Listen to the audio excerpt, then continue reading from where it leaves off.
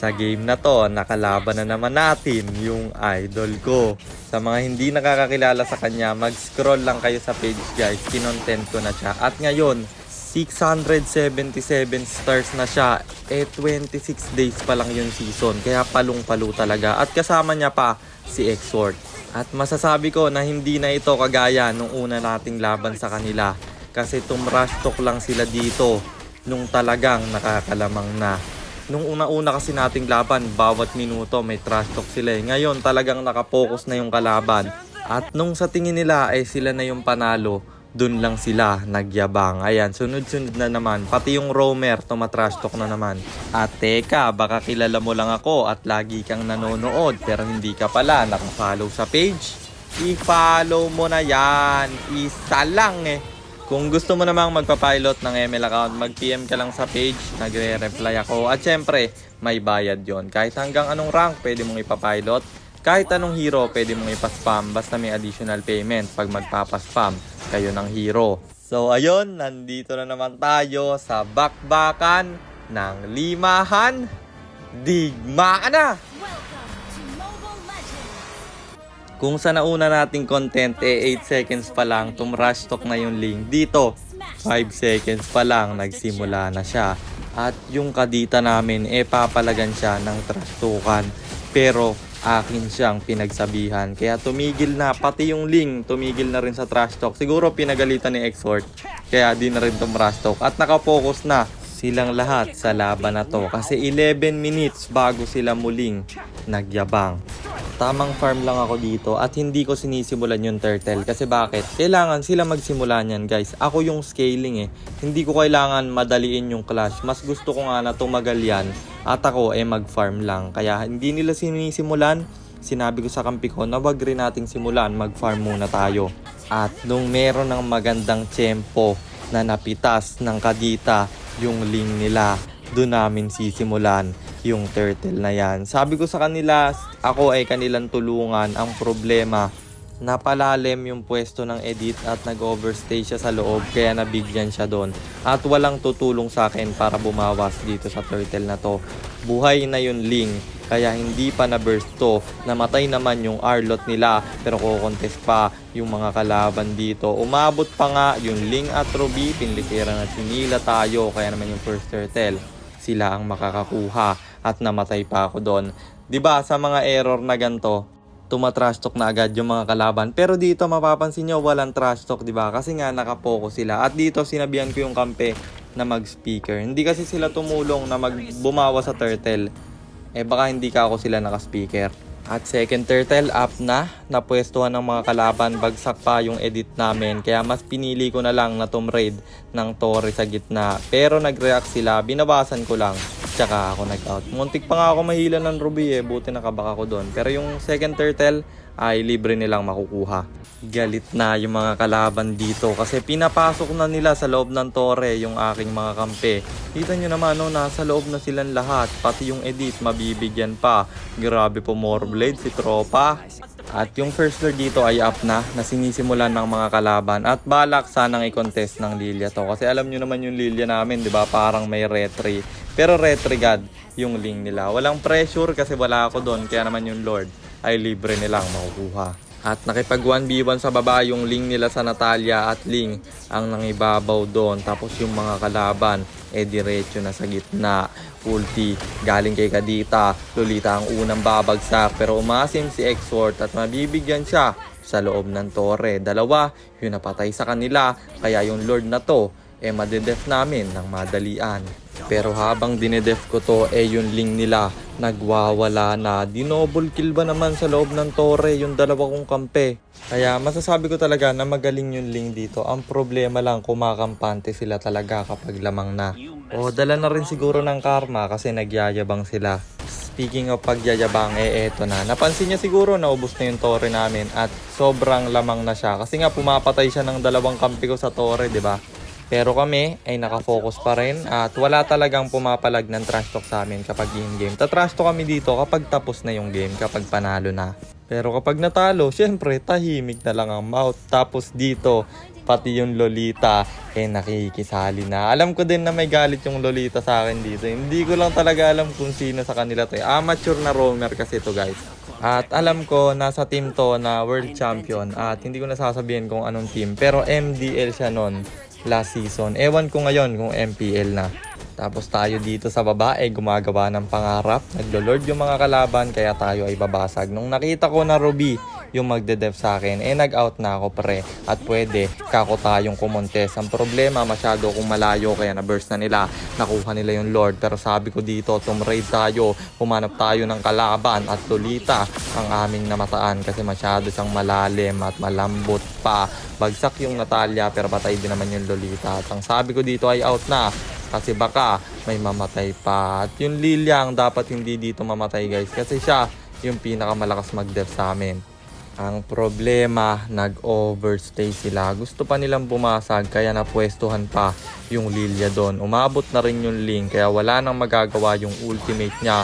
Kaya kami dito ay nananakbo na kasi 4 lang kami. Lilia pa yung nawala at buhay yung 5 kalaban. Pero kakabuhay lang ng Lolita kaya hindi agad sila nakapwesto dito sa Lord at binurse ko na pero papunta na lahat at hindi ko na-calculate ng maayos dahil umabot sila sa akin.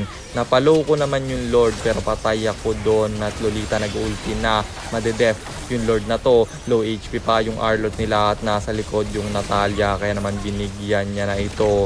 Low yung Lolita, Ruby na palalim kaya bibigyan ng kampe na knock-up pa ng 2 beses pero ang kunat ng flask at buhay yung Ruby doon. Isa lang yung patay sa kanila pero buhay na rin naman yung Lilia para i-def lahat ng minions na yan. Pero hindi pa tapos yung mga kalaban kasi gitna ang kanilang call. Irekta na natin to. Ultimate galing kay Kadita pero hindi nagagana kasi mabibigyan siya. Buhay na ako dito. 3 laban sa 4. Minions lang ang call ko dito. Huwag niyong ipilit yung kill. I-clear nyo lang yung minions. At buti na lang napatay ng Natalia yung Ling nila. At kulang sila ng Ling dito. Yun lang kasi ang main pusher nila bukod sa Zas. Yung Zas naman hindi yan mabilis mag-push kapag hindi naka-inspire. At hindi siya makakalalim guys dito. Kasi pwede namin siyang bigyan. At dito tingnan nyo. Nung patay yung Ling tsaka lang siya rush talk. Natuto na siya nung una naming laban. Kasi nung una naming laban natalo sila dahil may Lord. Tapos mas inuna niyang mag-type. Nabigyan yung kampi niya nang wala siya. Ganyan yun Nilolord nila tapos nag-type yung Ling. Pero dito hindi na. Nakafocus na talaga sila. Tamang poke lang ako ng illusion at vision sa Lord. Ko-contest kami dito kasi 5v5 to at meron na rin naman akong item. Ang problema, nag-overstay ako doon na pwestuhan ng Ruby, nag-clicker ulti pa yung edit doon. Hindi niya mabibigyan kasi may ultimate yung Zask at hinahabol na rin siya. Kami isa-isa, nag-ulti na yung Ling dito kaya double kill at 3 na lang yung aking kampe. Rekta na sa gitna ang call nila. Pero yung Ling humiwalay pa. Wala rin kasi siyang ultimate dito. Hindi siya makakalalim ng lubusan. Kaya low niya na lang yung side lane. Ang problema, nireactan siya ng Natalia at nabigyan pa nga yung Ling nila doon na may Lord. At kulang sila ng isa sa Lord na to. At yung kulang nilang isa yung pinakamahalaga pa. Kaya ang sabi ko sa kampe i-burst na natin yung Lord na to. Pero yung Lolita nakapalalim, mage build nga pala. Kaya bibigyan na namin to. Ang kapal ng armor niya pero inabutan pati yung Arlot. Mukhang wala nang kawala. Pero talagang palo yung mga kalaban dito kaya makaka-out pa siya. Napakomit pa ako ng retribution. At buhay na yung Ling kaya ang sabi ko sa kampe, iintayin na natin yung Kadita pre, tsaka tayo pumalag ulit. Pero yung edit dito ayaw kumalma, gusto nyo nang bakbakan. Pero nape-pressure kami sa gitna kaya sabi ko out na lang. At buti hindi nabigyan yung Lilia dun guys. Kung namatay yung Lilia dun, Lord na ng kalaban yun at pagmumulan yun ng pagkatalo namin. After ko mag-blue, tiningnan ko yung Lord at sinisimula na ng mga kalaban. Kaya sabi ko sa edit, puntahan mo na. Mukhang bineburst na nila to. At na-sight nga, nakalahati na. Binurst ng Zas at ng Ling nila. Pero ang ganda ng pasok ng edit. Namatay yung Ling, kaya naman yung Lord. Ako ang nakakuha at dito mukhang kinakabahan na sila. Wala nang nagyayabang, talagang tahimik lang. Gusto ko sanang isama yung clip dito na sinend sa akin ng isa nating follower. Naka-live kasi si Exort dito guys. At ni-record niya yung buong game nakalaban kami dun sa live. At pinagmumumura na ni Exort yung link nila dito. Kasi ang daming error. Inuuna niya kasi yung yabang guys kaya siguro kinakarma nga. Pero balik tayo sa game. Ang call ko dito kontrolin yung minion wave. At silang lahat sa Lord side. Aabot pa yung edit namin dito kaya pwede na tong tapusin bro. Nandun silang lahat sa Lord at Link ang nag-react sa akin kaya tinawerla ko na, pero na-clear niya yung minions at nandito na yung Natalia at bibigyan siya na retry niya naman at wala nang minions doon, naka-out pa nga yung Link. Na-clear din nila yung Lord, hindi kami nakabutas ng inhibitor kaya sabi ko may next wave pa naman at masagi na natin yan. Nasa top yung Link, dalawang makunat yun na sa akin, basag na yung gitna nila, pati yung babae mababasag na rin, patay pa yung Link nila. Kaya sabi ko pwede natin tong tapusin at sa punto na to si Exort tilted na, ulti galing kay Lolita at ako'y low HP na. Wala pa akong ultimate kaya wala akong magagawa dito kung hindi magpa lifesteal. At yung edit namin, di ko alam kung nag-lag, ba't siya nag-overstay sa loob ng tore o nagpapastack yata siya. Ang problema napalow siya doon. Kaya binigyan ni Exort at huli na ang lahat bago siya mag-ultimate. Di ko alam kung nag-lag siya doon guys o hinayaan niya lang na matanggal yung immortality niya o ewan ko ba. Pero ayun nga, nag-overstay siya doon at mamamatay yung edit namin. Yung Ruby, ako hahabulin, patay pati yung Kadita at buti na lang may buy and sell ako dito. Kasi kung hindi ako naka-out dito, baka marekta kami. Sobrang tagal pa mabuhay nung dalawa kong kampe.